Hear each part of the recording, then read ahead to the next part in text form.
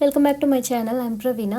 நம்ம வந்துட்டு work from ஹோமில் க்ரௌட் டெஸ்டிங்கில் டெஸ்டேவோட மேஜராக பார்த்துட்டு இருந்தோம். லாஸ்ட் எபிசோட் நான் வந்துட்டு டெஸ்ட் பற்றி இன்ட்ரடக்ஷன் கொடுத்துருந்தேன். இப்போவும் டெஸ்டேவோவில் வந்துட்டு எப்படி ப்ராப்பராக ஒரு ஓவர்வியூ படிச்சுட்டு நம்ம எப்படி ஸ்டெப் பை ஸ்டெப்பாக வந்துட்டு பக்கை அப்டேட் பண்ணுறது அப்படிங்கிறத கொஞ்சம் டீட்டெயிலாகவே பார்த்துடலாம்.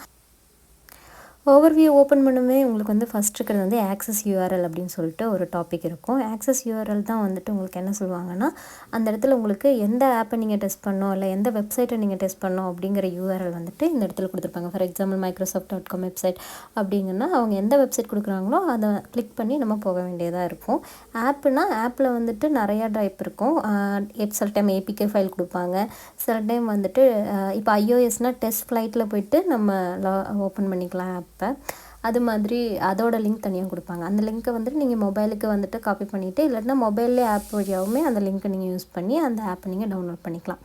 ஒன்ஸ் நீங்கள் டவுன்லோட் பண்ணிட்டீங்க அப்படிங்கிற பட்சத்தில் யூசர் நேம் பாஸ்வேர்டு அந்த வெப்சைட்டில் கேட்குது அப்படின்னா அந்த டீட்டெயிலும் வந்துட்டு என்ன பண்ணுவாங்கன்னா இதில் கொடுத்துருப்பாங்க. யூசர் நேம் பாஸ்வேர்டு இதுதான் அப்படின்னு சொல்லிட்டு கொடுத்துருப்பாங்க. இதில் வந்துட்டு நிறைய டைப் ஆஃப் டெஸ்ட் இருக்குது. இது ஒரு type of user name password. இன்னொன்று பார்த்திங்கன்னா சில டெஸ்ட்டில் பார்த்திங்கன்னா ப்ராக்ஸி சர்வர் யூஸ் பண்ண சொல்லுவாங்க, சில டெஸ்ட்டில் பார்த்திங்கன்னா விபிஎன் யூஸ் பண்ண சொல்லுவாங்க. இதெல்லாம் யூஸ் பண்ணால் தான் நம்மளால் அந்த டெஸ்ட்டே பண்ண முடியும். ஸோ அந்த டீட்டெயில்ஸும் வந்துட்டு இந்த இடத்துல யூசர் நேம் பாஸ்வேர்டில் கொடுத்துருப்பாங்க. ஃபர்தர் இன்ஸ்ட்ரக்ஷன் மென்ஷன் பண்ணியிருக்க இடத்துல வந்துட்டு லாகின் டு த ஆப் அப்படின்னு சொல்லியிருக்காங்க. ஃபார் எக்ஸாம்பிள் நம்ம இப்போ ஃபேஸ்புக்கை ட்ரை பண்ணுறோம் இல்லை இன்ஸ்டாகிராம் பண்ணுறோம்னு வச்சுக்கோங்களேன், அவங்களுக்குலாம் வெப்சைட்டும் இருக்குது, ஆப்பும் இருக்குது. ஆனால் இதில் நம்ம அவங்க சொல்லியிருக்கிறது ஆப்பில் தான் பண்ணோம். ஈவன் நீங்கள் மொபைலே இருந்தாலும் நமக்கு வந்துட்டு வெப்சைட்லேயும் ட்ரை பண்ண பக் கண்டுபிடிக்கலாம், ஆப்லேயும் கண்டுபிடிக்கலாம். ஸோ அவங்க எது மென்ஷன் பண்ணியிருக்காங்களோ அதை தான் பண்ணணும். தப்பாக பண்ணோன்னா ரிஜெக்ட் பண்ணிவிட்டு போயிட்டே இருப்பாங்க. க்ரீன் ஹார்ன்னு சொல்லிட்டு ஃப்ரெஷருக்கு இருக்கும். $50 வந்துட்டு உங்களுக்கு அவங்க கைட் பண்ணுவாங்க. தப்பாக கொடுத்துருந்தீங்கனாலும் அவங்க வந்துட்டு இன்ஸ்ட்ரக்ஷன் கொடுப்பாங்க. அதுக்கப்புறம்லாம் பண்ண மாட்டாங்க, ரிஜெக்ட் பண்ணிட்டு போயிட்டே இருப்பாங்க. ஸோ நீங்கள் ஒன்று கொடுத்தாலும் அதை பர்ஃபெக்டாக கொடுக்கணும், எல்லாமே படித்து பார்த்துட்டு தான் பண்ணணும். ஓகே, நெக்ஸ்ட் வந்துட்டு should use tester complete booking or order அப்படிங்கிற இடத்துல do not perform any order or booking அப்படின்னு சொல்லிட்டாங்கன்னா எந்த விதத்துலையும் நீங்கள் எந்த விதமான புக்கிங்கும் பண்ணக்கூடாது. அப்படி அவங்க புக்கிங் பண்ணலாம் அப்படின்னு மென்ஷன் பண்ணியிருந்தாங்கன்னா அவங்க வந்து கிரெடிட் கார்டு டீட்டெயில் அவங்களே கொடுப்பாங்க. டியூப்ளிகேட் டீட்டெயில்ஸ் அது மாதிரி கொடுத்துருப்பாங்க. ஃபேக் டீட்டெயில் கொடுத்து அதை வச்சு நம்ம கம்ப்ளீட் பண்ணிக்க முடியும். ஒன்ஸ் அவங்க மென்ஷன் பண்ணியிருக்காங்க அப்படிங்கிற பட்சத்தில் எந்த காரணத்துலையும் பண்ணாதீங்க. வெப்சைட்டில் இருந்தே வந்து உங்களை பேன் பண்ணிடுவாங்க.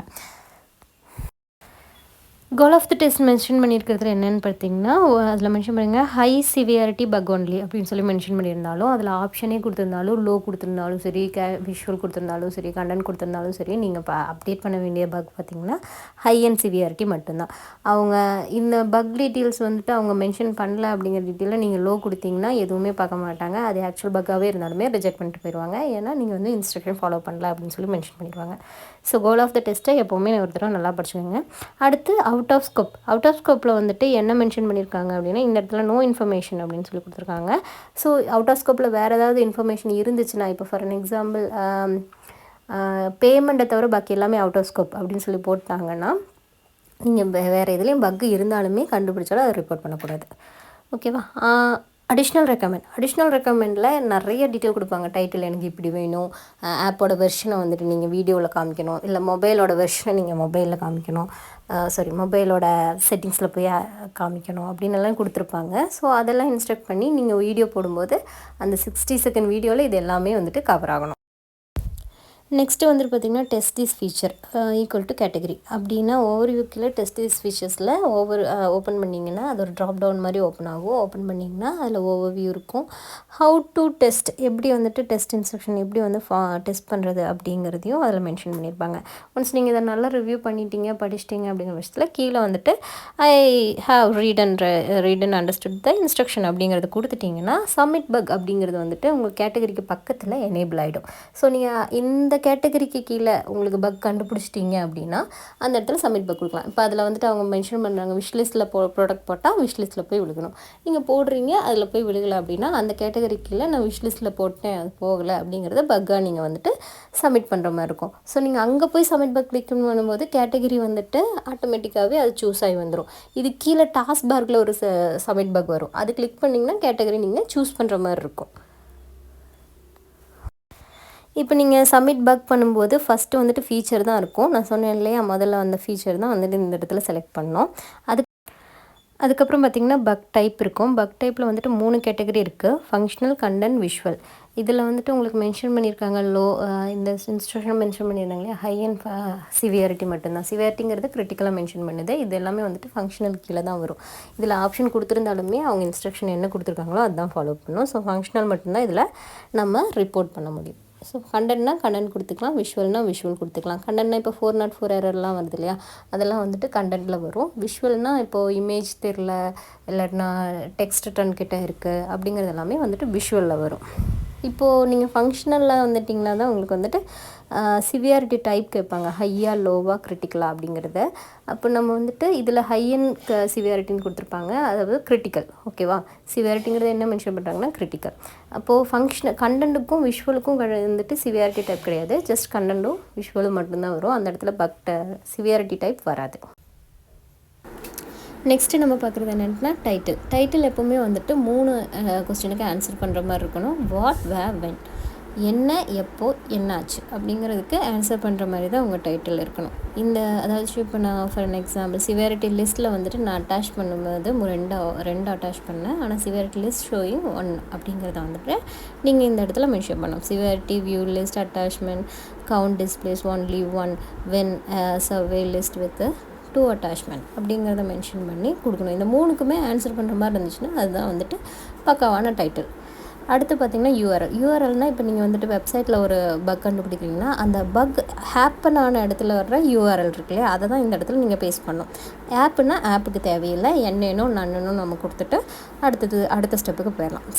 ஸ்டெப்பில் வந்துட்டு பார்த்திங்கன்னா நீங்கள் வந்துட்டு எப்போவுமே ஓப்பன் டு அந்த ஹோம் பேஜ் கொடுத்தாங்க இல்லையா, மெயில் ஐடி, அதாவது மேலே யூஆர்எல் ஒன்று கொடுத்துருப்பாங்க இல்லையா ஃபஸ்ட்டு டெஸ்டிங்க்கு, அந்த யூஆர்எல் தான் எப்போவுமே ஓப்பன் போட்டு ஃபஸ்ட்டு கொடுக்கணும்.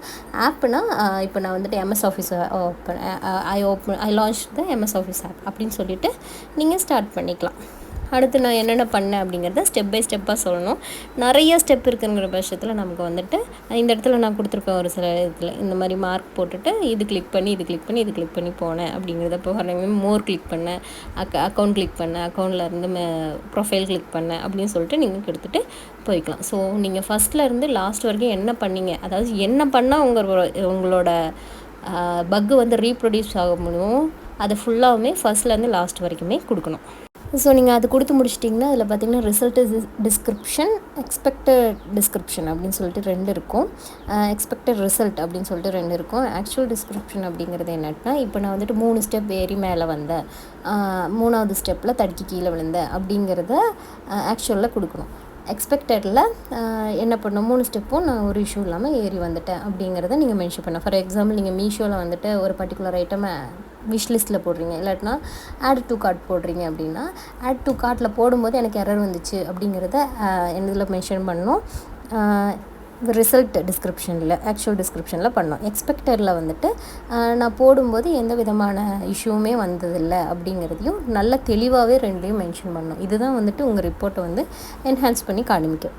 அதுக்கப்புறம் அப்லோட் பண்ணோம் அட்டாச்மெண்ட்டை. நீங்கள் என்ன இப்போ டைப் பக்கு கண்டுபிடிச்சிங்களோ அதை 60 செகண்ட்ஸில் கவர் ஆகிற மாதிரி அந்த வீடியோவை அப்லோட் பண்ணோம். பக்குக்கு 60 செகண்ட்ஸ், அதை நீங்கள் ரீப்ரொடக்ஷன் பண்ணும்போது 15 செகண்ட்ஸ் 15 செகண்ட்ஸில் வந்துட்டு உங்களோட ரீப்ரொடக்ஷன் காட்டணும். ஏன்னா அது ட்ரிகர் மட்டும் நீங்கள் காமிச்சா போதும். எல்லா வீடியோலையுமே முக்கியமாக இருக்க வேண்டியது டேட் அண்ட் டைமு. மறக்காமல் எப்போவுமே டேட் அண்ட் டைம் இன்க்ளூட் பண்ணுங்கள். ஏன்னா சின்ன சின்ன விஷயத்துக்காகலாம் ரிஜெக்ஷன் ஆச்சுன்னா ரொம்ப வந்துட்டு நம்ம ரேட்டிங் வந்து கம்மியாகும். ஸோ இதில் பார்த்திங்கன்னா வேறு டீட்டெயில் இதெல்லாம் முடிச்சதுக்கப்புறம் கடைசியில் வந்து எந்த சிஸ்டத்தில் நீங்கள் பண்ணீங்க அப்படிங்கிறதும் கேட்பாங்க. இப்போ நான் இதில் வந்துட்டு ஆப்பிள் iOS XR அப்படிங்கிற மாடலில் வந்துட்டு நான் வந்துட்டு பண்ணியிருக்கேன் அப்படின்னா அதை கிளிக் பண்ணி நான் வந்துட்டு சப்மிட் கொடுப்பேன். இப்போ நீங்கள் எதில் பண்ணீங்களோ அந்த ஆப்போடதை தான் மென்ஷன் பண்ணணும், மாற்றி பண்ணக்கூடாது. அதுவும் வந்துட்டு ரிஜெக்ஷனுக்கு காரணமாகும். ஸோ இது மாதிரி லாட் ஆஃப் திங்ஸ் இருக்குது.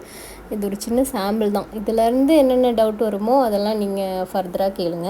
ஃபார் அன் எக்ஸாம்பிள் இதில் பார்த்திங்கன்னா கிராஷஸ், சிவியாரிட்டியில் கிராஷஸ்னு ஒன்று இருக்குது கிரிட்டிக்கல் பக்கில். அதாச்சும் நீங்கள் இப்போது பேமெண்ட் பண்ணும்போது வந்துட்டு ஆப் ஃபுல்லாக க்ளோஸ் ஆகிடுச்சு அப்படின்னாலும் அது வந்து கிரிட்டிக்கல்னு சொல்லுவோம். க்ராஷ் ஆகிடுச்சு அப்படிங்கும்போது க்ராஷில் வந்துட்டு லாக் ஃபைல் அப்லோட் பண்ணும். லாக் ஃபைல் கொடுத்தா தான் வந்துட்டு உங்களுக்கு வந்து அக்செப்ட் பண்ணிக்குவாங்க. இப்போது ஐஃபோனுக்கு வேறு மாதிரி இருக்கும் லாக் ஃபைல் எடுக்கிறது, ஆண்ட்ராய்டுக்கு வேறு மாதிரி இருக்கும், விண்டோஸில் வேறு மாதிரி எடுக்கணும். ஸோ இது எல்லாமே ஒவ்வொரு டாபிக், இதெல்லாம் அகாடமிக்கில் தனித்தனியாகவே உங்களுக்கு கொடுத்துருப்பாங்க. ஸோ நீங்கள் இதெல்லாமே சும்மா நான் உங்களுக்கு ஒரு ரேண்டமாக ஒரு நம்ம லாங்குவேஜில் கேட்கும்போது நல்லாயிருக்குமே அப்படிங்கிறதுக்காக நான் எக்ஸ்பிளைன் பண்ணுறேன். இதில் வேறு ஏதாவது டவுட் இருந்துச்சுன்னா கேளுங்க. தேங்க்யூ ஃபார் வாட்சிங்.